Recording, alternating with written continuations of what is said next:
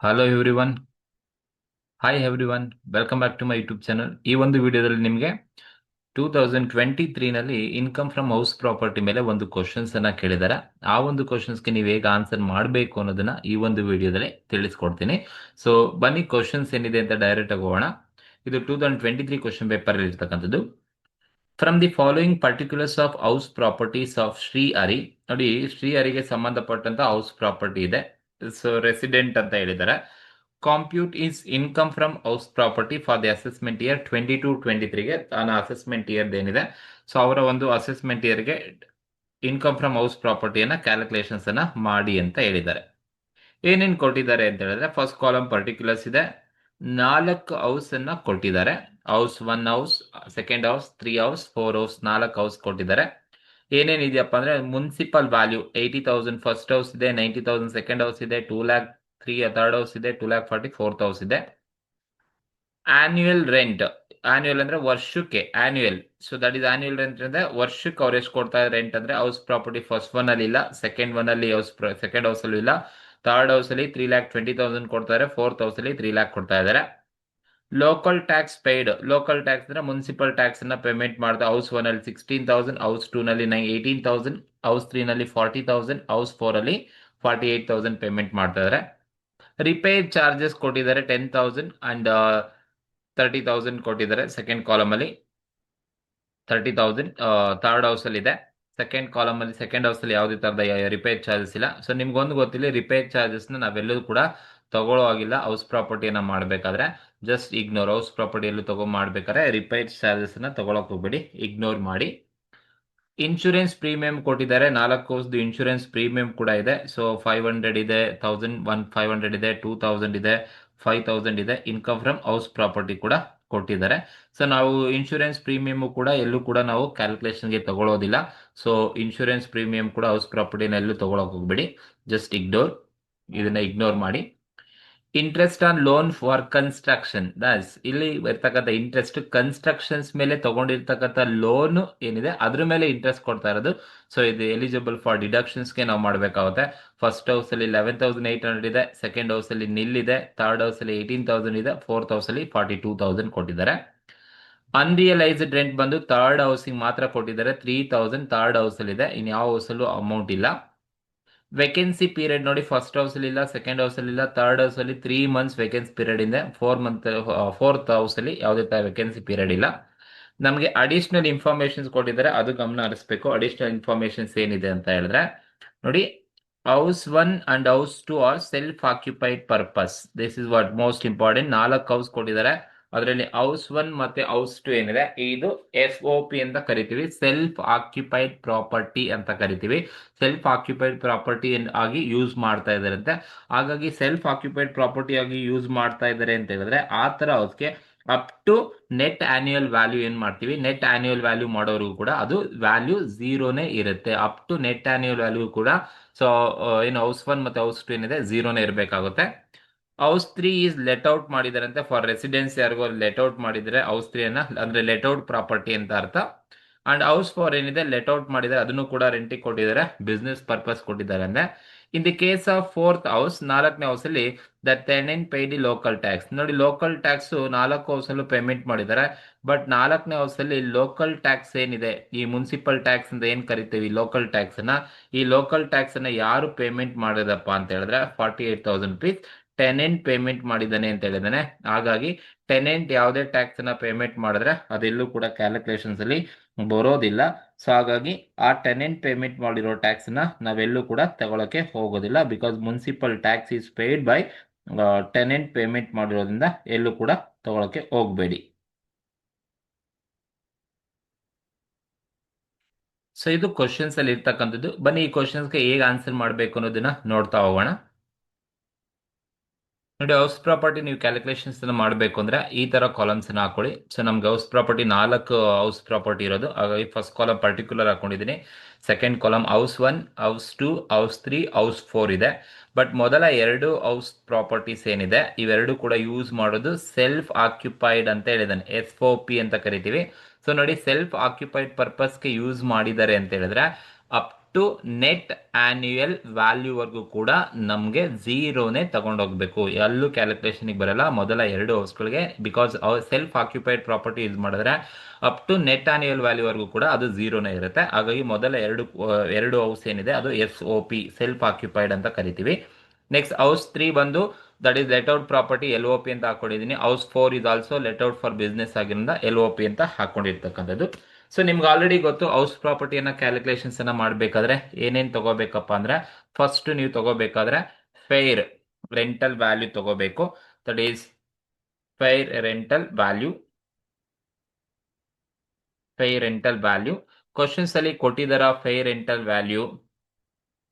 Questions ಅಲ್ಲಿ ನೋಡಿ ಎಲ್ಲಾದ್ರೂ ಫೇರ್ ರೆಂಟಲ್ ವ್ಯಾಲ್ಯೂ ಕೊಟ್ಟಿದಾರ? ಕ್ವಶನ್ಸ್ ಅಲ್ಲಿ ಎಲ್ಲೂ ಕೂಡ ಫೇರ್ ರೆಂಟಲ್ ವ್ಯಾಲ್ಯೂ ಕೊಟ್ಟಿಲ್ಲ. ಸೊ ಕೊಟ್ಟಿಲ್ಲ ಅಂದ್ರೆ ಸೊ ಮೊದಲನೇ ಕಾಲಮ್ಗೆ ಬರಲ್ಲ, ಎರಡನೇ ಕಾಲಮ್ ಅಲ್ಲೂ ಬರಲ್ಲ. ಸೊ ಮೂರನೇ ಕಾಲಮ್ ಅಲ್ಲಿ ಫೇರ್ ರೆಂಟಲ್ ವ್ಯಾಲ್ಯೂ ಕೊಟ್ಟಿದೆ ತಗೊಳ್ತಿದ್ದೆ, ಬಟ್ ಇಲ್ಲಿ ಕೊಟ್ಟಿಲ್ಲ, ನಿಲ್ ಹಾಕೊಳ್ತೀನಿ. ಲಾಸ್ಟ್ ಫೇರ್ ಕ್ವಶನ್ ಅಲ್ಲೇ ಇಲ್ಲದೆ ಇರೋ ಕಾರಣ ಲಾಸ್ಟ್ ಹೌಸ್ ಅಲ್ಲೂ ಕೂಡ ಫೇರ್ ರೆಂಟಲ್ ವ್ಯಾಲ್ಯೂನ ನಾನು ಝೀರೋನೇ ಹಾಕೊಳ್ತೀನಿ, ನಿಲ್ ಅಂತ ಹಾಕೊಳ್ತೀನಿ. ಒಂದು ಫೇರ್ ರೆಂಟಲ್ ವ್ಯಾಲ್ಯೂ ತಗೋಬೇಕು. ಸೊ ಇನ್ನೊಂದು ನೀವು ಫೇರ್ ರೆಂಟಲ್ ವ್ಯಾಲ್ಯೂ ತಗೊಂಡಾದ್ಮೇಲೆ ಆರ್ ಅಥವಾ ನೀವು ಫೇರ್ ರೆಂಟಲ್ ವ್ಯಾಲ್ಯೂನ ತಗೊಂಡಾದ್ಮೇಲೆ ನೆಕ್ಸ್ಟ್ ನೋಡಿ ಮುನ್ಸಿಪಲ್ ವ್ಯಾಲ್ಯೂ ಕೊಟ್ಟಿದಾರ ನೋಡಿ. ಮುನ್ಸಿಪಲ್ ರೆಂಟಲ್ ವ್ಯಾಲ್ಯೂ ಕ್ವಶನ್ಸ್ ಅಲ್ಲಿ ಕೊಟ್ಟಿದ್ದಾರೆ. ಸೊ ಹಾಗಾಗಿ ನೀವೇನ್ ಮಾಡಬೇಕು, ಮುನ್ಸಿಪಲ್ ರೆಂಟಲ್ ವ್ಯಾಲ್ಯೂನ ತಗೋಬೇಕಾಗುತ್ತೆ. ಸೊ ಮುನ್ಸಿಪಲ್ ರೆಂಟಲ್ ವ್ಯಾಲ್ಯೂ ತಗೋಬೇಕು. ಸೊ ಫೇರ್ ರೆಂಟಲ್ ವ್ಯಾಲ್ಯೂ ಮೊದಲನೇ ಫಸ್ಟ್ ನಾವು ತಗೋಬೇಕಾದ್ರೆ ಫೇರ್ ರೆಂಟಲ್ ವ್ಯಾಲ್ಯೂನೇ ತಗೋಬೇಕು. ಬಟ್ ಕ್ವಶನ್ ಅಲ್ಲಿ ಫೇರ್ ರೆಂಟಲ್ ವ್ಯಾಲ್ಯೂ ಕೊಟ್ಟಿಲ್ಲ, ಹಾಗಾಗಿ ನಾನು ಇಲ್ಲಿ ಹಾಕೊಂಡೆ. ಮುನ್ಸಿಪಲ್ ರೆಂಟಲ್ ವ್ಯಾಲ್ಯೂ ಕೊಟ್ಟಿದಾರ ನೋಡಿ. ಸೊ ಫಸ್ಟ್ ಹೌಸ್ ಪ್ರಾಪರ್ಟಿನಲ್ಲಿ 80 ಇದೆ, ಸೆಕೆಂಡ್ ಹೌಸ್ ಪ್ರಾಪರ್ಟಿನಲ್ಲಿ 90 ಇದೆ. ಬಟ್ ಹೌಸ್ ಪ್ರಾಪರ್ಟಿ 1 and 2ಗೆ ನಾನು ಕ್ಯಾಲ್ಕುಲೇಷನ್ಗೆ ತಗೊಳ್ಳಲ್ಲ. ಏನಕ್ಕೆ ಅಂದ್ರೆ ಅದು ಸೆಲ್ಫ್ ಆಕ್ಯುಪೈಡ್ ಪರ್ಪಸ್ ಆಗಿರೋದ್ರಿಂದ ನಾವೆಲ್ಲೂ ಕೂಡ ತಗೊಳಕ್ ಹೋಗ್ಬಾರ್ದು, ನಿಲ್ ಅಂತಾನೆ ಟ್ರೀಟ್ ಮಾಡಿ. ಅಂಡ್ ಹೌಸ್ ಪ್ರಾಪರ್ಟಿ 3 ನೋಡಿ ಲೆಟ್ ಔಟ್ ಪರ್ಪಸ್ ಇರೋದು ಎಷ್ಟಿದೆಯಪ್ಪ, 2 lakh rupees ಇದೆ. ಹೌಸ್ ಪ್ರಾಪರ್ಟಿ 4 ಅಲ್ಲಿ 2,40,000 ಇದೆ. ಇವೆರಡು ಲೆಟ್ ಔಟ್ ಪ್ರಾಪರ್ಟಿ ಆಗಿರೋದ್ರಿಂದ ಮುನ್ಸಿಪಲ್ ರೆಂಟಲ್ ವ್ಯಾಲ್ಯೂನ ತಗೋಬೇಕಾಗುತ್ತೆ. ಹಾಗಾಗಿ ಹೌಸ್ ಪ್ರಾಪರ್ಟಿ 3 ನಲ್ಲಿ 2 lakh rupees, ಹೌಸ್ ಪ್ರಾಪರ್ಟಿ 4 ಬಂದು ಎಷ್ಟಿದೆಯಪ್ಪ ಅಂದ್ರೆ 2,40,000 rupees ಇದೆ. 2,40,000 ಮುನ್ಸಿಪಲ್ ರೆಂಟಲ್ ವ್ಯಾಲ್ಯೂ. ಸೊ ನೀವು ಇನ್ಕಮ್ ಫ್ರಮ್ HP ಮಾಡ್ಬೇಕಾದ್ರೆ, ಹೌಸ್ ಪ್ರಾಪರ್ಟಿ ಮಾಡ್ಬೇಕಾದ್ರೆ ಫಸ್ಟ್ ಫೇರ್ ರೆಂಟಲ್ ವ್ಯಾಲ್ಯೂ ಕೊಟ್ಟಿದ್ರೆ ತಗೊಳ್ಳಿ. ಸೊ ಕೊಟ್ಟಿದ್ರು ಕೂಡ SOPಗೆ SOP ರಿಲೇಟೆಡ್ ಹೌಸ್ ಏನಿರುತ್ತೆ ಅದಕ್ಕೆ ತಗೊಳಕ್ ಹೋಗ್ಬೇಡಿ.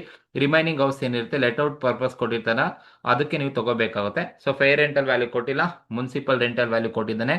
ಸೊ ಈಗ ನೀವೇನ್ ಮಾಡ್ಬೇಕು ಅಂದ್ರೆ ಇವೆರಡರಲ್ಲಿ ಯಾವುದು ಜಾಸ್ತಿ ಇದೆ, ಇವೆರಡರಲ್ಲಿ ವಿಚ್ ಎವರ್ ಈಸ್ ಹೈಯರ್ ಯಾವುದು ಜಾಸ್ತಿ ಇದೆ ಅದನ್ನ ನೀವು ಕನ್ಸಿಡರ್ ಮಾಡಬೇಕಾಗುತ್ತೆ. So fair rental value question ಅಲ್ಲಿ ಕೊಟ್ಟಿಲ್ಲ, ಹಾಗಾಗಿ ಏನು ಇಲ್ಲ ಅಂತ ಅರ್ಥ. Municipal rental value house property 3 ಮತ್ತೆ ಹೌಸ್ ಪ್ರಾಪರ್ಟಿ 4 ಅಲ್ಲಿ 2,40,000 ಮತ್ತೆ 2 lakh ರೆಸ್ಪೆಕ್ಟಿವ್ ಆಗಿರೋದ್ರಿಂದ ವಿಚ್ ಎವರ್ ಈಸ್ ಹೈಯರ್ ಇವೆರಡರಲ್ಲಿ ಯಾವ್ದು ಜಾಸ್ತಿ ಇರುತ್ತೆ ಅದನ್ನ ನಾವೇನಂತ ಟ್ರೀಟ್ ಮಾಡ್ತೀವಪ್ಪ ಅಂದ್ರೆ ನೋಷನಲ್ ರೆಂಟ್ ಅಂತ ಕರಿಬೇಕು. ದಟ್ ಈಸ್ ನೋಷನಲ್ ರೆಂಟ್ ಅಂತ ಕರಿತೀವಿ. ವಿಚ್ ಎವರ್ ಈಸ್ ಹೈಯರ್ ಅಂತ ಹೇಳಿದ್ರೆ ಅಪ್ ಟು ಫಸ್ಟ್ ಹೌಸ್ ಕೂಡ ನೆಟ್ ಆನ್ಯುಯಲ್ ವರೆಗೂ 0 ಇರುತ್ತೆ. ಸೊ ಹೈಯರ್ ಅಂತ ಬಂದಾಗ 2 lakh rupees ಮಾತ್ರ ಥರ್ಡ್ ಹೌಸ್ ಅಲ್ಲಿ ಇದೆ ಅಂಡ್ 2,40,000 ಫೋರ್ತ್ ಹೌಸ್ ಅಲ್ಲಿ ಇದೆ. ಹಾಗಾಗಿ ನೋಷನಲ್ ರೆಂಟ್ 2 lakh ಅಂಡ್ 2,40,000 ತಗೊಳ್ತೀವಿ. ಮೊದಲ ಎರಡು ಹೌಸ್ ಅಲ್ಲಿ ಏನಿದೆ house property 1 house property net annual ವರೆಗೂ ಕೂಡ ಅದು 0ನೇ ಇರುತ್ತೆ, ಅದನ್ನ ತಗೊಳಕ್ ಹೋಗ್ಬೇಡಿ. ನೆಕ್ಸ್ಟ್ ನೋಷನಲ್ ರೆಂಟ್ ಅನ್ನ ತಗೊಂಡಾದ್ಮೇಲೆ ನೆಕ್ಸ್ಟ್ ನೀವೇನ್ ಮಾಡ್ಬೇಕಪ್ಪ ಅಂದ್ರೆ ನೋಷನಲ್ ರೆಂಟ್ ಆರ್ ಅಥವಾ notional rent or standard rent ಇವೆರಡನ್ನ ನೀವು ಕಂಪೇರ್ ಮಾಡಬೇಕು. Notional rent or standard rent ಇವೆರಡಲ್ಲಿ ನೀವು ಕಂಪೇರ್ ಮಾಡಬೇಕಾದ್ರೆ ಸೊ ಇವೆರಡಲ್ಲಿ ವಿಚ್ ಎವರ್ ಈಸ್ ಲೋಯರ್ ಯಾವುದು ಕಡಿಮೆ ಇರುತ್ತೆ ಅದನ್ನ ತಗೋಬೇಕು. ಸೊ ಈಗ ನೋಷನಲ್ ರೆಂಟ್ ಅಂತ ಬಂದಾಗ ನಾವೇ ಕ್ಯಾಲ್ಕುಲೇಷನ್ಸ್ ಅನ್ನ ಮಾಡಿದ್ವಿ, ನಮಗೆ ಮೇಲ್ಗಡೆ ನೋಷನಲ್ ರೆಂಟ್ ಸಿಗುತ್ತೆ. 3ನೇ ಹೌಸ್ ಅಲ್ಲಿ 2 lakh rupees ಇದೆ, 4ನೇ ಹೌಸ್ ಅಲ್ಲಿ 2,40,000 ನಮಗೆ ನೋಷನಲ್ ರೆಂಟ್ ಸಿಕ್ಕಿದೆ. ಬಟ್ ಸ್ಟ್ಯಾಂಡರ್ಡ್ ರೆಂಟ್ ಕ್ವಶನ್ಸ್ ಅಲ್ಲಿ ಕೊಟ್ಟಿರ್ತಾರೆ, ನೋಡ್ಕೊಳ್ಳಿ. ಕೊಟ್ಟಿಲ್ಲ ಅಂದ್ರೆ ತಗೊಳಕ್ ಹೋಗ್ಬೇಡಿ. ಸೊ ಸ್ಟ್ಯಾಂಡರ್ಡ್ ರೆಂಟ್ ಕ್ವಶನ್ಸ್ ಅಲ್ಲಿ ಎಲ್ಲಾದ್ರೂ ಇದೆಯಾ ಅಂದ್ರೆ ಸ್ಟ್ಯಾಂಡರ್ಡ್ ರೆಂಟ್ ಎಲ್ಲೂ ಕೂಡ ಕ್ವಶನ್ಸ್ ಅಲ್ಲಿ ಇಲ್ಲ. ಸೊ ಕ್ವಶನ್ಸ್ ಅಲ್ಲಿ ಇಲ್ಲ ಅಂದಾಗ ನೀವು ಸ್ಟ್ಯಾಂಡರ್ಡ್ ರೆಂಟ್ ನ ತಗೊಳಕ್ಕೆ ಹೋಗ್ಬೇಡಿ. ಸೊ ನೀವು ಯಾವುದೇ ಇಮ್ಯಾಜಿನರಿ ಫಿಗರ್ಸ್ ಅನ್ನ ಅಲ್ಲಿ ಹಾಕೊಳಕ್ ಹೋಗ್ಬೇಡಿ. ಸ್ಟ್ಯಾಂಡರ್ಡ್ ರೆಂಟ್ ಕೊಟ್ಟಿಲ್ಲ, ಸೊ ಹಾಗಾಗಿ ಕೊಟ್ಟಿಲ್ಲ ಅಂದ್ರೆ ಸೊ ನಾವು ತಗೊಳ್ಳೋದಿಲ್ಲ. ಸೊ ಮೊದಲನೇ ಹೌಸ್ ಅಲ್ಲಿ ಇಲ್ಲ, ಎರಡನೇ ಹೌಸ್ ಅಪ್ಲಿಕಬಲ್ ಆಗಲ್ಲ, 3ನೇ ಹೌಸ್ ಅಲ್ಲಿ ಸ್ಟ್ಯಾಂಡರ್ಡ್ ರೆಂಟ್ ಕೊಟ್ಟಿಲ್ಲ, ಹಾಗಾಗಿ ನಾನು ಅಲ್ಲೂ ಕೂಡ ಏನು ತಗೊಳ್ಳೋದಿಲ್ಲ. 4ನೇ ಹೌಸ್ದು ಸ್ಟ್ಯಾಂಡರ್ಡ್ ರೆಂಟ್ ಕೊಟ್ಟಿಲ್ಲ, ಹಾಗಾಗಿ ಏನು ತಗೊಳಕ್ ಹೋಗೋದಿಲ್ಲ. ಸೊ ಈಗ ಇವೆರಡು ಕಂಪೇರ್ ಮಾಡಿ ವಿಚ್ ಎವರ್ ಈಸ್ ಲೋಯರ್ ಯಾವುದು ಕಡಿಮೆ ಇರುತ್ತೆ, ವಿಚ್ ಎವರ್ ಈಸ್ ಲೋಯರ್ ಏನಿರುತ್ತೆ ಅದನ್ನ ನಾವೇನಂತ ಕರಿತೀವಿ ಅಂದ್ರೆ ಎಕ್ಸ್ಪೆಕ್ಟೆಡ್ ರೆಂಟ್. ಎಕ್ಸ್ಪೆಕ್ಟೆಡ್ ರೆಂಟ್ ಅಂತ ಕರಿತೀವಿ. ಎಕ್ಸ್ಪೆಕ್ಟೆಡ್ ರೆಂಟ್ ಯಾವ್ದು ಕಡಿಮೆ ಇದೆಯಪ್ಪ ಅಂದ್ರೆ ಮೊದಲ 2 ಹೌಸ್ಗೆ ಬರಲ್ಲ, 3ನೇ ಹೌಸಲ್ಲಿ 2 ಲ್ಯಾಕ್ ರುಪೀಸ್ ಮಾತ್ರನೇ ಅಲ್ಲಿ ಅಮೌಂಟ್ ಇರೋದು. ಸ್ಟ್ಯಾಂಡರ್ಡ್ ರೆಂಟಲ್ ಅಮೌಂಟ್ ಇಲ್ಲ ಅಂದ್ರೆ 2 ಲ್ಯಾಕ್ ರುಪೀಸ್ ಮಾತ್ರ ತಗೋಬೇಕು. ಆಮೇಲೆ ಅಲ್ಲಿ ಏನು ಇಲ್ಲ ಅಂತ ಹೇಳ್ಬಿಟ್ಟು ನೀವು ಝೀರೋ ಹಾಕೊಳಕ್ ಹೋಗ್ಬೇಡಿ, ರಾಂಗ್ ಆಗುತ್ತೆ. ಹಾಗಾಗಿ ನಾನು ಝೀರೋ ಹಾಕಿಲ್ಲ, ಸೊ ಏನು ಕೊಟ್ಟಿಲ್ಲ, ಹಾಗಾಗಿ ನಿಲ್ ಅಂತ ತೋರಿಸಿದ್ದೀನಿ. ಸೊ ಹಾಗಾಗಿ ನೀವು 2 ಲ್ಯಾಕ್ ಅನ್ನ ತಗೋಬೇಕು. ಅಂಡ್ ಲಾಸ್ಟ್ ಕಾಲಮ್ ಅಲ್ಲಿ 2,40,000 ಸ್ಟ್ಯಾಂಡರ್ಡ್ ರೆಂಟ್ ಇಲ್ಲ, ಹಾಗಾಗಿ 2,40,000ನೇ ಕಡಿಮೆ ಇರೋದು. ಅದನ್ನ ನಾವು ಎಕ್ಸ್ಪೆಕ್ಟೆಡ್ ರೆಂಟ್ ಅಂತ ಕರಿತೀವಿ. ಈಗ ನೀವು ಎಕ್ಸ್ಪೆಕ್ಟೆಡ್ ರೆಂಟ್ ಅನ್ನ ಫೈಂಡ್ ಔಟ್ ಮಾಡಿದ್ದಾದ್ಮೇಲೆ ನೆಕ್ಸ್ಟ್ ನೀವೇನ್ ಮಾಡ್ಬೇಕಪ್ಪ ಅಂತ ಹೇಳಿದ್ರೆ, ಈ ಎಕ್ಸ್ಪೆಕ್ಟೆಡ್ ರೆಂಟ್ ಏನಿದೆ, ಈ ಎಕ್ಸ್ಪೆಕ್ಟೆಡ್ ರೆಂಟ್ ನ ನೀವು ಆಕ್ಚುಯಲ್ ರೆಂಟ್ ಜೊತೆ ಕಂಪೇರ್ ಮಾಡಬೇಕಾಗುತ್ತೆ. ಸೊ ಎಕ್ಸ್ಪೆಕ್ಟೆಡ್ ರೆಂಟ್ ಅಥವಾ ಆಕ್ಚುಯಲ್ ರೆಂಟ್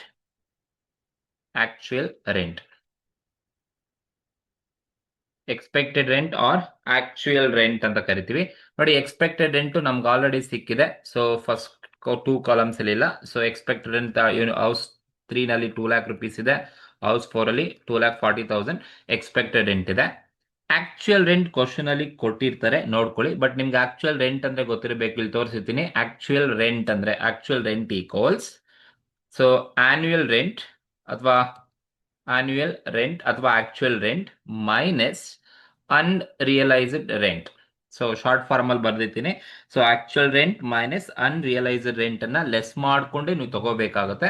ಸೊ ಹಾಗಾಗಿ ಫಸ್ಟ್ ಆಕ್ಚುಯಲ್ ರೆಂಟ್ ಅಂದ್ರೆ ಎಷ್ಟಿದೆ ನೋಡೋದು. ನೋಡಿ ಆಕ್ಚುಯಲ್ ಆಗಿ ಎಷ್ಟು ಕೊಡ್ತಾ ಇರೋದಪ್ಪ ಅಂದ್ರೆ, ನೋಡಿ ಕ್ವಶನ್ ಅಲ್ಲಿ ಕೊಟ್ಟಿದ್ದಾರೆ ಆನ್ಯುಯಲ್ ರೆಂಟ್ ಹೌಸ್ ಪ್ರಾಪರ್ಟಿ 3ಗೆ 3,20,000 ಇದೆ, ಹೌಸ್ ಪ್ರಾಪರ್ಟಿ 4ಗೆ 3 ಲ್ಯಾಕ್ ರುಪೀಸ್ ಇದೆ, ಆನ್ಯುಯಲ್ ರೆಂಟ್ ಇದೆ.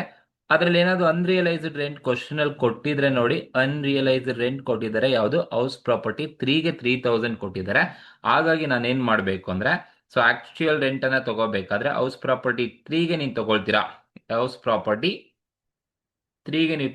ಅಂತ ಹೇಳಿದ್ರೆ ಹೌಸ್ ಪ್ರಾಪರ್ಟಿ 3ಗೆ ನೀವು ಆಕ್ಚುಯಲ್ ರೆಂಟ್ ಅನ್ನ ನೀವು ತಗೋಬೇಕು ಅಂದ್ರೆ, ಕ್ವಶನ್ ಅಲ್ಲಿ ಕೊಟ್ಟಿರೋದು 3,20,000 ಕೊಟ್ಟಿದ್ದಾರೆ, ಮೈನಸ್ ಅನ್ರಿಯಲೈಸ್ಡ್ ರೆಂಟ್ 3,000 ರುಪೀಸ್ ಇದೆ.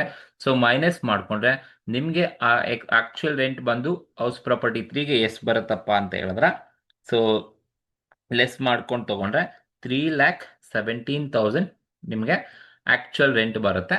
ಸೊ ಹೌಸ್ ಪ್ರಾಪರ್ಟಿ 3ಗೆ. ಅದೇ ತರ ಹೌಸ್ ಪ್ರಾಪರ್ಟಿ 4ಗೆ ಯಾವುದೇ ತರದ ಹೌಸ್ ಪ್ರಾಪರ್ಟಿ 4 ಏನಿದೆ ಇದಕ್ಕೆ 3 ಲ್ಯಾಕ್ ರುಪೀಸ್ ಇದೆ annual rent, that is actual rent paid. Annually ಅಂತಾನು ಕೊಟ್ಟಿದ್ದಾರೆ ವರ್ಷಕ್ಕೆ. ಅನ್ರಿಯಲೈಸ್ಡ್ ರೆಂಟ್ ಯಾವುದು ಕೊಟ್ಟಿಲ್ಲ, ಹಾಗಾಗಿ 0 ಇರುತ್ತೆ. ಅನ್ರಿಯಲೈಸ್ಡ್ ರೆಂಟ್ ಯಾವುದಿಲ್ಲ, ಸೊ ಹಾಗಾಗಿ ಏನು ಇಲ್ಲ ಅಂತ ಹೇಳಿದ್ರೆ, ಸೊ ನೀವು 3 ಲ್ಯಾಕ್ ರುಪೀಸ್ ಆನ್ಯುಯಲ್ ರೆಂಟ್ ಅಂತ ತಗೋಬೇಕು. ಸೊ ಒನ್ಸ್ ನೀವು ಎಕ್ಸ್ಪೆಕ್ಟೆಡ್ ರೆಂಟ್ ಅನ್ನ ಸಿಕ್ಕಾದ್ಮೇಲೆ expected rent or actual rent ಅನ್ನ ಕಂಪೇರ್ ಮಾಡಬೇಕು. ಈ ಕಂಪೇರ್ ಮಾಡಿದಾಗ ನಿಮ್ಗೆ ವಿಚ್ ಎವರ್ ಈಸ್ ಹೈಯರ್ ಅನ್ನೇ ತಗೋಬೇಕಾಗುತ್ತೆ. ವಿಚ್ ಎವರ್ ಈಸ್ ಹೈಯರ್, ಈ ವಿಚ್ ಎವರ್ ಈಸ್ ಹೈಯರ್ ಏನಿರುತ್ತೆ ಅದನ್ನ ನಾವು ಏನಂತ ಕರಿತೀವಪ್ಪ ಅಂತ ಹೇಳಿದ್ರೆ, gross annual value before vacancy period loss. So ಇದನ್ನ gross annual value before vacancy period loss ಅಂತ ಕರಿತೀವಿ. ಸೊ ಮೊದಲನೇ ಕಾಲಮ್ ಅಲ್ಲಿ ಬರಲ್ಲ, ಎರಡನೇ ಕಾಲಮ್ ಅಲ್ಲಿ ಬರಲ್ಲ. ಈಗ ನೋಡಿ ಹೌಸ್ ಪ್ರಾಪರ್ಟಿ 3 ನಲ್ಲಿ ಇವೆರಡರಲ್ಲಿ ಯಾವ್ದು ಜಾಸ್ತಿ ಇದೆಯಪ್ಪ, 3,17,000 ಜಾಸ್ತಿ ಇದೆ, ಹಾಗಾಗಿ 3,17,000 is gross annual value. And last column ಅಲ್ಲಿ 2,40,000 3 ಲ್ಯಾಕ್ ಇದೆ, whichever is higher 2,40,000 is and 3 lakh ಅಲ್ಲಿ ವಿಚ್ ಎವರ್ ಇಸ್ ಹೈಯರ್ ಅಂದ್ರೆ 3 lakh is higher. So 3 lakh is consider as gross annual value ಅಂತ ಕರಿತೀವಿ. Gross annual value before vacancy period loss ಅಂತ ಕರಿತೀವಿ. ಈಗ ಇದು ಎಕ್ಸ್ಪೆಕ್ಟೆಡ್ ಮತ್ತೆ ಆಕ್ಚುಯಲ್ ರೆಂಟ್ ಅನ್ನ ಕಂಪೇರ್ ಮಾಡಿ whichever is higher gross annual value before vacancy period loss ಅಂತ ಕರಿತೀವಿ. ಈಗ ನೀವು ಬಿಫೋರ್ ವೇಕೆನ್ಸಿ ಪೀರಿಯಡ್ ಲಾಸ್ ಇದೆ, ಹಾಗಾಗಿ ನೀವೇನ್ ಮಾಡಬೇಕು ಅಂದ್ರೆ ಲೆಸ್ ವೇಕೆನ್ಸಿ ಪೀರಿಯಡ್ ಲಾಸ್ ಅನ್ನ ನೀವು ಲೆಸ್ ಮಾಡಬೇಕು.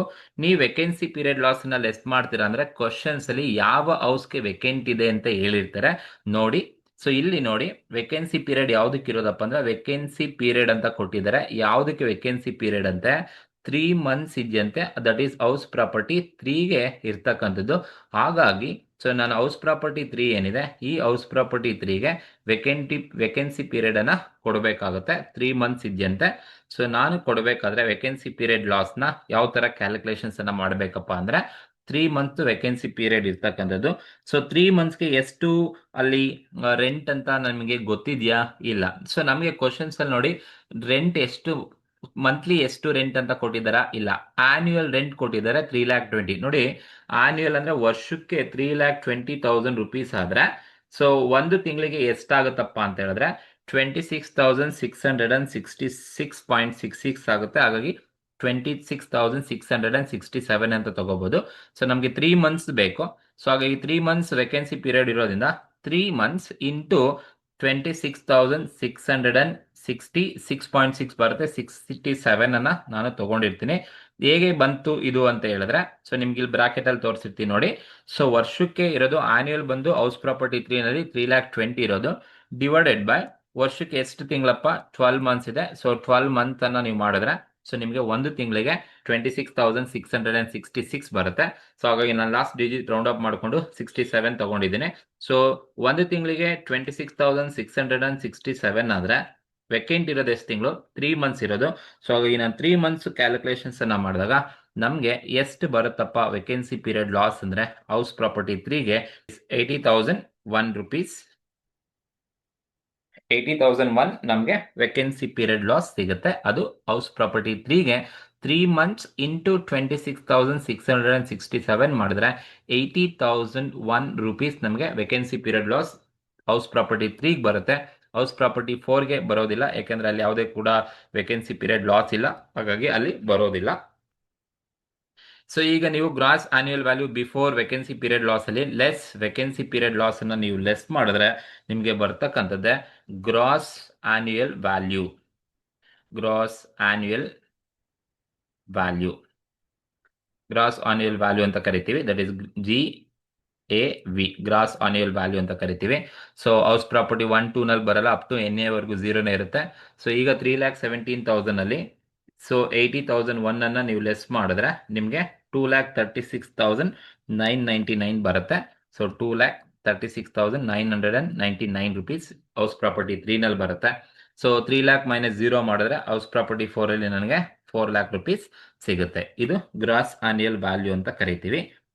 ಸೊ ಈ ಒಂದು ಗ್ರಾಸ್ ಆನ್ಯುಯಲ್ ವ್ಯಾಲ್ಯೂ ಸಿಕ್ಕಾದ್ಮೇಲೆ ಸೊ ನೀವೇನ್ ಲೆಸ್ ಮಾಡ್ಬೇಕಪ್ಪ ಅಂದ್ರೆ less municipal tax paid, municipal tax ಅನ್ನ ಲೆಸ್ ಮಾಡಬೇಕು. So municipal tax, municipal tax ಅನ್ನ ಪೇಮೆಂಟ್ ಮಾಡಿದ್ರೆ ಲೆಸ್ ಮಾಡಬೇಕು. That is municipal tax paid by assessee, paid by ಅಸೆಸಿನೇ ಪೇಮೆಂಟ್ ಮಾಡಬೇಕು. ಯಾವುದೇ ಟೆನೆಂಟ್ ಪೇಮೆಂಟ್ ಮಾಡಿದ್ರೆ ಬರೋದಿಲ್ಲ. ಸೊ ಹಾಗಾಗಿ ಮುನ್ಸಿಪಲ್ ಟ್ಯಾಕ್ಸ್ ಅನ್ನ ಯಾರು ಪೇಮೆಂಟ್ ಮಾಡಿದರೆ, ಅಸೆಸಿ ಪೇಮೆಂಟ್ ಮಾಡಿದ್ರೆ, ಅಸೆಸಿ ಪೇಮೆಂಟ್ ಮಾಡಿದ್ರೆ ಮಾತ್ರ ತಗೊಳ್ಳಿ. ಯಾವ್ದಾದ್ರು ಮುನ್ಸಿಪಲ್ ಟ್ಯಾಕ್ಸ್ ಪೇಮೆಂಟ್ ಮಾಡಿದಾರ? ಸೊ ನೋಡಿ, ಇಲ್ಲಿ ಲೋಕಲ್ ಟ್ಯಾಕ್ಸ್ ಅಂದ್ರೆ ಮುನ್ಸಿಪಲ್ ಟ್ಯಾಕ್ಸ್ ಅಂತ ಅರ್ಥ. ಸೊ ಲೋಕಲ್ ಟ್ಯಾಕ್ಸ್ ಅಂತ ಹೇಳಿದರೆ ಅದು ಮುನ್ಸಿಪಲ್ ಟ್ಯಾಕ್ಸ್ ಅಂತ ಅರ್ಥ. ಹೌಸ್ 1 ಮತ್ತೆ ಹೌಸ್ 2 ಏನಿದೆ ಅದು ಬರೋದಿಲ್ಲ. ಹೌಸ್ 3 ನಲ್ಲಿ 40,000 ಇದೆ, ಹೌಸ್ 4 ಅಲ್ಲಿ 48,000 ಇದೆ. ಬಟ್ ಇಲ್ಲಿ ಹೇಳಿದ್ದಾರೆ in the case of house property 4, house property 4 ಏನಿದೆ, so the tenant paid local tax ಅನ್ನ ಯಾರು ಪೇಮೆಂಟ್ ಮಾಡಿದ್ದಾರೆ ಅಂತ ಟೆನೆಂಟ್ ಪೇಮೆಂಟ್ ಮಾಡಿದ್ದಾರೆ ಅಂತ ಹೇಳಿದ್ದಾರೆ. ಹಾಗಾಗಿ ಟೆನೆಂಟ್ ಪೇಮೆಂಟ್ ಮಾಡಿದ್ರೆ ಆ ಒಂದು ಹೌಸ್ ಪ್ರಾಪರ್ಟಿ ಮುನ್ಸಿಪಲ್ ಟ್ಯಾಕ್ಸ್ ಅನ್ನ ನೀವು ಲೆಸ್ ಮಾಡೋಂಗಿಲ್ಲ. ಹಾಗಾಗಿ ನಾನು ಅಲ್ಲಿ ಬರ್ದಿರೋದು ಟೈಪ್ ಮಾಡೋದೇನಪ್ಪ ಅಂದ್ರೆ ಮುನ್ಸಿಪಲ್ ಟ್ಯಾಕ್ಸ್. ಹಾಗಾಗಿ ಸೊ ಮುನ್ಸಿಪಲ್ ಟ್ಯಾಕ್ಸ್ ಅನ್ನ ಯಾರು ಪೇಮೆಂಟ್ ಮಾಡಿದ್ರೆ ಲೆಸ್ ಮಾಡಬೇಕು, ಅಸೆಸಿ ಪೇಮೆಂಟ್ ಮಾಡಿದ್ರೆ ಲೆಸ್ ಮಾಡಬೇಕು. ಸೊ ಹಾಗಾಗಿ ಮೊದಲನೇ ಕಾಲಮ್ ಅಲ್ಲಿ ಇಲ್ಲ, ಎರಡನೇ ಹೌಸ್ಗೂ ಇಲ್ಲ, ಮೂರನೇ ಹೌಸಲ್ಲಿ 40,000 ರೂಪಾಯಿ ಅಸೆಸಿನೇ ಪೇಮೆಂಟ್ ಮಾಡಿದ್ದಾನೆ, 4ನೇ ಹೌಸಲ್ಲಿ ಟೆನೆಂಟ್ ಪೇಮೆಂಟ್ ಮಾಡಿದ್ದಾನೆ. ಹಾಗಾಗಿ ಲೆಸ್ ಮಾಡೋಂಗಿಲ್ಲ, ನಾನು ತಗೊಳ್ಳೋದಕ್ಕೂ ಹೋಗೋದಿಲ್ಲ. ಸೊ ಈಗ ನೀವು ಲೆಸ್ ಮಾಡಿದ್ರೆ ಬರ್ತಕ್ಕಂಥದ್ದೇ ನಿಮಗೆ net annual value. Net annual value ಅಂತ ಕರಿತೀವಿ. ಸೊ ನೆಟ್ ಆನ್ಯುಯಲ್ ವ್ಯಾಲ್ಯೂ ಎಷ್ಟಪ್ಪ ಬರುತ್ತೆ ಅಂತ ಹೇಳಿದ್ರೆ, ನೆಟ್ ಆನ್ಯುಯಲ್ ವ್ಯಾಲ್ಯೂ ಎಷ್ಟು ಬರುತ್ತೆ ಅಂತ ಹೇಳಿದ್ರೆ ಮೊದಲನೇ ಕಾಲಮಲ್ಲಿ 0, ಎರಡನೇ ಕಾಲಮಲ್ಲಿ 0, ಮೂರನೇ ಕಾಲಮಲ್ಲಿ 2,36,999 ಮೈನಸ್ 40,000 ಲೆಸ್ ಮಾಡಿದ್ರೆ ನಮಗೆ ಎಸ್ ಬರುತ್ತಪ್ಪ ಅಂತ ಹೇಳಿದ್ರೆ ಸೊ 1,96,999 ಬರುತ್ತೆ. ಎರಡನೇ ಕಾಲಮಲ್ಲಿ 3 lakh ಮೈನಸ್ 0 ಮಾಡಿದ್ರೆ ನಮಗೆ 3 lakh ನೆಟ್ ಆನ್ಯುಯಲ್ ವ್ಯಾಲ್ಯೂ ಹಾಗೆ ಇರುತ್ತೆ. ಇದು ನೆಟ್ ಆನ್ಯುಯಲ್ ವ್ಯಾಲ್ಯೂ ಅಂತ ಕರಿತೀವಿ. ಈ ನೆಟ್ ಆನ್ಯುಯಲ್ ವ್ಯಾಲ್ಯೂನಲ್ಲಿ ನೀವು ಏನ್ ಮಾಡಬೇಕಪ್ಪ ಅಂತ ಹೇಳಿದ್ರೆ ಲೆಸ್ ಸ್ಟ್ಯಾಂಡರ್ಡ್ ಡಿಡಕ್ಷನ್ಸ್ ಅನ್ನ ಲೆಸ್ ಮಾಡಬೇಕು. That is deduction. ಸೊ ಇದ್ರಲ್ಲಿ ನೀವೇನ್ ಮಾಡಬೇಕು ಅಂದ್ರೆ ಸೊ ಲೆಸ್ ಡಿಡಕ್ಷನ್ಸ್ ಅನ್ನ ಲೆಸ್ ಮಾಡಬೇಕು. ಅಂಡರ್ ಸೆಕ್ಷನ್ 24 ಸ್ಟ್ಯಾಂಡರ್ಡ್ ಡಿಡಕ್ಷನ್ಸ್ ಅನ್ನ ಲೆಸ್ ಮಾಡಬೇಕು. ಆನ್ ನೆಟ್ ಆನ್ಯುಯಲ್ ವ್ಯಾಲ್ಯೂ ಮೇಲೆ ಸ್ಟ್ಯಾಂಡರ್ಡ್ ಡಿಡಕ್ಷನ್ಸ್ ಅನ್ನ ಲೆಸ್ ಮಾಡಬೇಕು. ಯಾವಾಗಲೂ ಕೂಡ 30% ಆನ್ ನೆಟ್ ಆನ್ಯುಯಲ್ ವ್ಯಾಲ್ಯೂ ಮೇಲೆ. ಸೊ ಹೌಸ್ ಪ್ರಾಪರ್ಟಿ ಫಸ್ಟ್ ಅಲ್ಲಿ ಸ್ಟ್ಯಾಂಡರ್ಡ್ ನೆಟ್ ಆನ್ಯಲ್ ವ್ಯಾಲ್ಯೂ ಇಲ್ಲ, ಕೊಡಲ್ಲ. ಸೆಕೆಂಡ್ ಅಲ್ಲೂ ಇಲ್ಲ. ಬಟ್ ಥರ್ಡ್ ಅಲ್ಲಿ ಎಷ್ಟಿದೆಯಪ್ಪ ಅಂತ ಹೇಳಿದ್ರೆ, ಸೊ 1,96,000 ಇದೆ. ಸೊ ಹಾಗಾಗಿ ಹೌಸ್ ಪ್ರಾಪರ್ಟಿ 3 ನಲ್ಲಿ ನಾವು 1,96,999 ಇದೆ. ಇದ್ರ ಮೇಲೆ 30% ಅನ್ನ ಕೊಡಬೇಕಾಗುತ್ತೆ. ಸೊ 1,96,999 ಇಂಟು 30% ಮಾಡಿದ್ರೆ ನಮಗೆ ಎಷ್ಟು ಬರುತ್ತಪ್ಪ ಅಂದ್ರೆ 59,100 ರುಪೀಸ್ ನಮಗೆ ಬರುತ್ತೆ. 59,999.7 ಬರುತ್ತೆ. 59,100 standard deduction for house property 3ಗೆ ಕೊಟ್ಟಿರ್ತಕ್ಕಂಥದ್ದು. ಸೊ ಅದೇ ತರ ನಾವು ಹೌಸ್ ಪ್ರಾಪರ್ಟಿ 4ಗೂ ಕೂಡ ಕೊಡಬೇಕು. ಸೊ ಹೌಸ್ ಪ್ರಾಪರ್ಟಿ 4 ಎಷ್ಟಿದೆಯಪ್ಪ ಹೌಸ್ ಪ್ರಾಪರ್ಟಿ 4ದು ಅಂತ ಹೇಳಿದ್ರೆ value, net annual value 3 lakh rupees ಕೊಟ್ಟಿದ್ದಾರೆ. ಈ 3 ಲ್ಯಾಕ್ ರುಪೀಸ್ ಮೇಲೆ 30% ಅನ್ನ ಮಾಡಿದ್ರೆ ಸೊ ನಮಗೆ ಎಷ್ಟು ಬರುತ್ತಪ್ಪ ಅಂತ ಹೇಳಿದ್ರೆ 90,000 ಬರುತ್ತೆ. ಸೊ 90,000 ನಾವು ಕೊಡಬೇಕು. 90,000 ಅನ್ನ ತಗೋಬೇಕಾಗತ್ತೆ. ಇದು standard deduction. So house property 1 ಮತ್ತೆ 2ಗೆ ಸ್ಟ್ಯಾಂಡರ್ಡ್ ಡಿಡಕ್ಷನ್ ಬರಲ್ಲ, ಬಿಕಾಸ್ ಅಲ್ಲಿ ನೆಟ್ ಆನ್ಯುವಲ್ ವ್ಯಾಲ್ಯೂ ಮೇಲೆನೆ ಕೊಡೋದು. ಅಲ್ಲಿ up to net annual value ವರೆಗೂ ಕೂಡ ಅದು ಝೀರೋನೇ ಇರುತ್ತೆ, ಬಿಕಾಸ್ ಸೆಲ್ಫ್ ಆಕ್ಯುಪೈಡ್ ಆಗಿರೋದ್ರಿಂದ. ನೆಕ್ಸ್ಟ್ ನಾವ್ ಇನ್ನೇನನ್ನ ಲೆಸ್ ಮಾಡ್ಬೇಕಪ್ಪ ಅಂತ ಹೇಳಿದ್ರೆ, ಸೊ ಈ ನೆಟ್ ಆನ್ಯುವಲ್ ಇನ್ನೇನ್ ಲೆಸ್ ಮಾಡ್ಬೇಕು ಅಂದ್ರೆ ಲೆಸ್ ಏನನ್ನ ಲೆಸ್ ಮಾಡ್ಬೇಕಪ್ಪ ಅಂದ್ರೆ ಇಂಟ್ರೆಸ್ಟ್ ಆನ್ ಲೋನ್ ಅನ್ನ ನಾವು ಲೆಸ್ ಮಾಡಬೇಕು. ಇಂಟ್ರೆಸ್ಟ್ ಆನ್ ಲೋನ್ ಏನಕ್ಕೆ ಲೆಸ್ ಮಾಡ್ತೀವಿ ಅಂದ್ರೆ ರಿಲೇಟಿಂಗ್ ಟು ಕನ್ಸ್ಟ್ರಕ್ಷನ್ಸ್ಗೆ ತಗೊಂಡಿದ್ರೆ ಅದ್ರ ಮೇಲೆ ಯಾವ್ದಾದ್ರು ಲೋನ್ ಅನ್ನ ಕೊಡ್ತಾ ಇದ್ರೆ ಅದನ್ನ ನಾವು ಲೆಸ್ ಮಾಡಬೇಕು. ಸೊ ಕ್ವಶನ್ಸ್ ಅಲ್ಲಿ ಯಾವ್ದಾದ್ರು ಇಂಟ್ರೆಸ್ಟ್ ಆನ್ ಲೋನ್ ಇದೆಯಾ ಅಂತ ಹೇಳಿದ್ರೆ, ಸೊ ನೋಡಿ ಇಂಟ್ರೆಸ್ಟ್ ಆನ್ ಲೋನ್ ಬಂದು ಇಂಟ್ರೆಸ್ಟ್ ಆನ್ ಲೋನ್ ಕೊಟ್ಟಿದ್ದಾರೆ ಫಾರ್ ಕನ್ಸ್ಟ್ರಕ್ಷನ್ ಪರ್ಪಸ್ ಕೊಟ್ಟಿದ್ದಾರೆ ಅಂದ್ರೆ ರಿಲೇಟಿಂಗ್ ಟು ಹೌಸ್ ಪ್ರಾಪರ್ಟಿಗೆ ಸಂಬಂಧಪಟ್ಟಿರೋದು. ಹಾಗಾಗಿ ಹೌಸ್ ಪ್ರಾಪರ್ಟಿ 1 ಅಲ್ಲಿ 11,800 ಇದೆ, ಹೌಸ್ ಪ್ರಾಪರ್ಟಿ 2 ನಲ್ಲಿ ಇಲ್ಲ, 3 ನಲ್ಲಿ 18,000 ಇದೆ, 4 ಅಲ್ಲಿ 42 ಇದೆ. ಸೊ ರಿಲೇಟಿಂಗ್ ಟು ಹೌಸ್ ಕನ್ಸ್ಟ್ರಕ್ಷನ್ಸ್ಗೆ ಸಂಬಂಧಪಟ್ಟಂತ ಯಾವುದೇ ಲೋನ್ ತಗೊಂಡು ಅದಕ್ಕೆ ಇಂಟ್ರೆಸ್ಟ್ ಅನ್ನ ಕೊಡ್ತಾ ಇದ್ರೆ ಸೊ ಅದನ್ನ ನೀವು ಡಿಡಕ್ಷನ್ಸ್ ಅನ್ನ ಮಾಡಬೇಕಾಗುತ್ತೆ. ಸೊ ಹಾಗಾಗಿ ಸೊ 3 ಹೌಸ್ ಅಲ್ಲೂ ಇದೆ. ಅಪ್ ಟು ಎನ್ ಎ ವರೆಗೂ ಕೂಡ ಈ ಹೌಸ್ ಪ್ರಾಪರ್ಟಿ 1 ಮತ್ತೆ 2 SOP ಇರೋದು 0 ಇರುತ್ತೆ. ಎನ್ ಎ ವಿ ಆದ್ಮೇಲೆ ನೀವು ಎಲಿಜಿಬಲ್ ಫಾರ್ ಡಿಡಕ್ಷನ್ಸ್ಗೆ ನೀವು ಎಲಿಜಿಬಲ್ ಇರ್ತೀರಾ. ಸೊ ಹಾಗಾಗಿ ಸ್ಟ್ಯಾಂಡರ್ಡ್ ಡಿಡಕ್ಷನ್ಸ್ ಬರಲ್ಲ, ಇಂಟ್ರೆಸ್ಟ್ ಆನ್ ಲೋನ್ ಮಾತ್ರನೇ ನೀವು ಡಿಡಕ್ಟ್ ಮಾಡಬೇಕಾಗುತ್ತೆ. ಸೊ ಮೊದಲನೇ ಹೌಸ್ ಅಲ್ಲಿ ಎಷ್ಟಪ್ಪ ಇದೆ ಅಂದ್ರೆ 11,800 ಮೊದಲನೇ ಹೌಸ್ ಅಲ್ಲಿ ಇದೆ. ದೆನ್ ಎರಡನೇ ಹೌಸ್ ಅಲ್ಲಿ ಎಷ್ಟು ಬಂದಿದೆ ಇಂಟ್ರೆಸ್ಟ್ ಆನ್ ಲೋನ್, ಎರಡನೇ ಹೌಸ್ ಅಲ್ಲಿ ಇಲ್ಲ. ಬಟ್ ಥರ್ಡ್ ಹೌಸ್ ಅಲ್ಲಿ ನಮಗೆ ಎಷ್ಟು ಇಂಟ್ರೆಸ್ಟ್ ಆನ್ ಲೋನ್ ಕೊಡ್ತಾ ಇದ್ದೀನಿ ಅಂತ ಕ್ವಶನ್ಸ್ ಅಲ್ಲಿ ಹೇಳಿದ್ರು ಅಂತ ಹೇಳಿದ್ರೆ ಥರ್ಡ್ ಹೌಸ್ ಅಲ್ಲಿ 18,000 ಹೇಳಿದ್ದಾರೆ. ಹೌಸ್ 3 ನಲ್ಲಿ 18,000 ಇದೆ. ದೆನ್ ಹೌಸ್ 4 ಬಂದು 42,000 ಇಂಟ್ರೆಸ್ಟ್ ಆನ್ ಲೋನ್ ಇದೆ ಅಂತ ಹೇಳಿದ್ದಾರೆ. ಸೊ ಹೌಸ್ ಪ್ರಾಪರ್ಟಿ 4 ಅಲ್ಲಿ 42,000 ಇದೆ ಅಂತ ತಗೊಂಡಿರ್ತಕ್ಕಂಥ. ಸೊ ಇದು ಇಂಟ್ರೆಸ್ಟ್ ಆನ್ ಲೋನ್ ಲೆಸ್ ಮಾಡಬೇಕು ನಾವು. ಸೊ ಎಲ್ಲ ಹೌಸಲ್ಲೂ ಕೂಡ ಲೆಸ್ ಮಾಡಬೇಕು. ಬಟ್ ಆ interest on loan construction point of view ಇರಬೇಕು, ಅಥವಾ ಆ ಒಂದು ಹೌಸ್ ರಿಲೇಟೆಡ್ ಲೋನ್ ಅನ್ನ ತಗೊಂಡು ಇಂಟ್ರೆಸ್ಟ್ ಕೊಡ್ತಿದ್ರೆ ಎಲಿಜಿಬಲ್ ಫಾರ್ ಡಿಡಕ್ಷನ್ಸ್ಗೆ ಎಲಿಜಿಬಲ್ ಇರುತ್ತೆ. ಸೊ ಈಗ ನೀವು ನೆಟ್ ಆನ್ಯುವಲ್ ವ್ಯಾಲ್ಯೂ ಸಿಕ್ತು, ಇದರಲ್ಲಿ ಲೆಸ್ ಡಿಡಕ್ಷನ್ಸ್ ಮತ್ತೆ ಇಂಟ್ರೆಸ್ಟ್ ಅನ್ನ ಲೆಸ್ ಮಾಡಿದ್ರೆ ನಿಮ್ಗೆ ಬರ್ತಕ್ಕಂಥದ್ದು ಏನಪ್ಪಾ ಅಂದ್ರೆ ಟ್ಯಾಕ್ಸಬಲ್ ಇನ್ಕಮ್ ಫ್ರಮ್ HP ಅಂತ ಕರಿತೀವಿ. ಸೊ ಇಲ್ಲಿ ಮೊದಲನೇ ಹೌಸ್ ಅಲ್ಲಿ ಬಂದು 0 ಮೈನಸ್ 11,800 ಮಾಡಿದ್ರೆ ನಿಮ್ಗೆ 11,800 ಆಗೇ ಇರುತ್ತೆ ಮೊದಲನೇ ಹೌಸ್ ಅಲ್ಲಿ. ಅಂಡ್ ಎರಡನೇ ಹೌಸ್ ಅಲ್ಲಿ ಯಾವುದು ಇನ್ಕಮ್ ಇಲ್ಲ, ಹಾಗಾಗಿ ಏನು ಬರೋದಿಲ್ಲ, ಝೀರೋನೇ ಬರುತ್ತೆ. ಅಂಡ್ ಥರ್ಡ್ ಹೌಸ್ ಅಲ್ಲಿ ಮೂರನೇ ಹೌಸ್ ಅಲ್ಲಿ 1,96,999 ಇದೆ. 1,96,999 ಅಲ್ಲಿ minus standard deduction 59,100 standard deduction less ಮಾಡಬೇಕು, minus 18,000 interest on loan less ಮಾಡಿದ್ರೆ ನಮ್ಗೆ ಎಷ್ಟು ಬರುತ್ತಪ್ಪ ಅಂತ ಹೇಳಿದ್ರೆ 1,19,899 ನನಗೆ ಥರ್ಡ್ ಹೌಸ್ ಪ್ರಾಪರ್ಟಿನಲ್ಲಿ ಟ್ಯಾಕ್ಸಬಲ್ ಇನ್ಕಮ್ ಫ್ರಮ್ HP ಸಿಗುತ್ತೆ. ಅದೇ ತರ ಲಾಸ್ಟ್ ಹೌಸ್ 3 ಲ್ಯಾಕ್ ರುಪೀಸ್ ಏನಿದೆ, ನೆಟ್ ಆನ್ಯುವಲ್ ವ್ಯಾಲ್ಯೂ ಅಲ್ಲಿ 3 ಲ್ಯಾಕ್ ರುಪೀಸ್ ಇದೆ. ಇದರಲ್ಲಿ ಮೈನಸ್ 90,000 ಅಂಡ್ ಮೈನಸ್ 42,000 ನಾವು ಲೆಸ್ ಮಾಡಿದ್ರೆ ನಮಗೆ 1,68,000 ಟ್ಯಾಕ್ಸಬಲ್ ಇನ್ಕಮ್ ಫ್ರಮ್ HP ಬರುತ್ತೆ. 1,68,000 ಟ್ಯಾಕ್ಸಬಲ್ ಇನ್ಕಮ್ ಫ್ರಮ್ HP ಸಿಗುತ್ತೆ. ಸೊ ಇದು all net income from HP ಅಂತ ಕರಿತೀವಿ. ಸೊ ನೆಟ್ ಇನ್ಕಮ್ ಅಥವಾ taxable income from house property ಅಂತ ಕರಿತೀವಿ. ಸೊ ಇದು 3 ಹೌಸ್ದು ಇರ್ತಕ್ಕಂಥದ್ದು, 4 ಹೌಸ್ ಟೋಟಲ್ ಇರ್ತಕ್ಕಂಥದ್ದು. ಸೆಕೆಂಡ್ ಹೌಸ್ ಅಲ್ಲಿ ಯಾವುದೇ ತರದ ಇನ್ಕಮ್ ಇಲ್ಲ, ಹಾಗಾಗಿ ಬಂದಿಲ್ಲ. ಸೊ ಈಗ 4 ಹೌಸ್ ನೀವು ಒಂದ್ಸಲಿ ಟೋಟಲ್ ಮಾಡ್ಕೊಂಡ್ಬಿಟ್ಟು total taxable income from HP ನ ಮಾಡ್ಕೊಂಡ್ರೆ ಮುಗಿದೋಯ್ತು. That is total taxable income from H P house property total ಮಾಡ್ಕೋಬೇಕು. ಸೊ 4 ಹೌಸ್ದು that is first one house property one ಅಲ್ಲಿ. ಸೊ ಹೌಸ್ ಪ್ರಾಪರ್ಟಿ ಒನ್ ಅಲ್ಲಿ ನಿಮಗೆ ಎಷ್ಟು ಇನ್ಕಮ್ ಇದೆಯಪ್ಪ ಅಂತ ಹೇಳಿದ್ರೆ ಹೌಸ್ ಪ್ರಾಪರ್ಟಿ ಒನ್ ಅಲ್ಲಿ ನೆಗೆಟಿವ್ ವ್ಯಾಲ್ಯೂ ಇದೆ. ಸೊ ಹಾಗಾಗಿ ನಾನು ನೆಗೆಟಿವ್ ವ್ಯಾಲ್ಯೂ ತಗೋಬೇಕು. -11,800 ನೆಗೆಟಿವ್ ವ್ಯಾಲ್ಯೂ ಇದೆ. ದೆನ್ ಸೇಮ್ ಅದೇ ತರ ಹೌಸ್ ಪ್ರಾಪರ್ಟಿ ಸೆಕೆಂಡ್ ಅಲ್ಲಿ ಎಷ್ಟಿದೆಯಪ್ಪ ಅಂತ ಹೇಳಿದ್ರೆ ಹೌಸ್ ಪ್ರಾಪರ್ಟಿ ಸೆಕೆಂಡ್ ಅಲ್ಲಿ ಯಾವುದೇ ತರದ ನಮ್ಗೆ ಇನ್ಕಮ್ ಇಲ್ಲ. ಸೊ ಹಾಗಾಗಿ 0 ಇದೆ. ದೆನ್ ಹೌಸ್ ಪ್ರಾಪರ್ಟಿ ತ್ರೀನಲ್ಲಿ ನಮಗೆ ಎಷ್ಟು ಇನ್ಕಮ್ ಇದೆಯಪ್ಪ ಅಂತ ಹೇಳಿದ್ರೆ ಸೊ 1,19,899 ಹೌಸ್ ಪ್ರಾಪರ್ಟಿಲಿದೆ. ದೆನ್ ಹೌಸ್ ಪ್ರಾಪರ್ಟಿ ಫೋರಲ್ಲಿ ನಮಗೆ ಎಷ್ಟು ಇನ್ಕಮ್ ಇದೆಯಪ್ಪ ಅಂತ ಹೇಳಿದ್ರೆ 1,68,000 ಇದೆ. ಸೊ ಈಗ ನೀವು ಇಷ್ಟು ಟೋಟಲ್ ಮಾಡಿ, ಮೊದಲನೇದು ನೆಗೆಟಿವ್ ಇದೆ, ಎರಡನೇದ್ರಲ್ಲಿ ಇಲ್ಲ, ಮೂರನೇದಲ್ಲಿ 1,99,000 ಇದೆ, 1,19,899 ಇದೆ, 1,68,000 ಲಾಸ್ಟ್ ಹೌಸಲ್ಲಿದೆ. ಟೋಟಲ್ ಮಾಡಿದ್ರೆ ನಿಮಗೆ ಟೋಟಲ್ ಹೌಸ್ ಟೋಟಲ್ ಮಾಡಿದ್ರೆ ನಿಮಗೆ total income from H P ಎಷ್ಟು ಅಂತ ಸಿಗುತ್ತೆ. ಈಗ ಇಷ್ಟು ಟೋಟಲ್ ಮಾಡಿದ್ರೆ ನನಗೆ ಎಷ್ಟು ಬರುತ್ತಪ್ಪ ಅಂದ್ರೆ 2,76,099 total income from H P ಅಂತ ಕರಿತೀವಿ.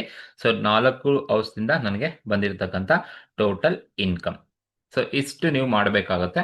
ಬಟ್ ಹೌಸ್ ಒನ್ ಮತ್ತು ಹೌಸ್ ಟು ಈ ಪ್ರಾಬ್ಲಮ್ ಅಲ್ಲಿ ನಾವೇನಕ್ಕೆ ತಗೊಂಡಿಲ್ಲ ಅಂದ್ರೆ ಇವೆರಡು S O P self occupied purpose use ಮಾಡಿದ್ರೆ ಅದು up to net annual value ಕೂಡ 0 ಇರುತ್ತೆ. ಸೊ ಇದು ಕ್ವಶನ್ಸ್ಗೆ ಇರ್ತಕ್ಕಂಥ answer. House property easiest questions ಬರ್ತವೆ.